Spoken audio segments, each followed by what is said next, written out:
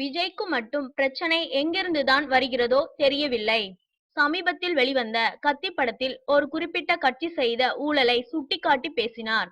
தற்போது இந்த வழக்கு விசாரணையில் உள்ளது குறிப்பிடத்தக்கது. மேலும் 2G இழப்பு என்பது மக்களுக்காக சலுகை விலையில் அலைக்கற்றையை விற்றதால் வந்ததுதான் என்ற வாதம் நீதிமன்றத்தில் வைக்கப்பட்டுள்ளது. அதை மத்திய அரசும் மறுக்கவும் இல்லை.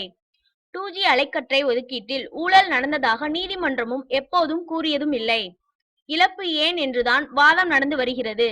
இதில் துறைக்கு சம்பந்தமே இல்லாத சிலர் தனிப்பட்ட முறையில் ஆதாயம் அடைந்தது பற்றியும் வழக்கு நடந்து வருகிறது. நிலைமை இப்படி இருக்கையில் ஒரு சினிமா இயக்குனரும் நடிகரும் இந்த வழக்குக்கு எப்படி பதில் சொல்ல முடியும்?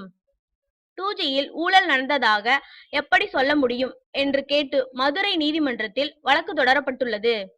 இந்த படத்தில் இடம்பெற்றுள்ள வசனங்களும் நீதித்துறையை அவமதிக்கும் செயல் என்றும் மனுதாரர் தரப்பில் குறிப்பிடப்பட்டுள்ளது. விசாரணையை ஏற்று விஜய், முருகதாஸ் மற்றும் லைக்கா நிறுவனத்தை சார்ந்தவர்கள் மீது நோட்டீஸ் அனுப்பப்பட்டுள்ளது.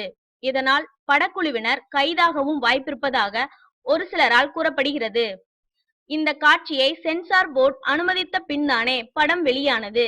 பின் எப்படி கேஸ் போட முடியும் என்று ரசிகர்கள் இளைய தளபதிக்கு ஆதரவாக கமெண்ட் தெரிவித்து வருகின்றனர்.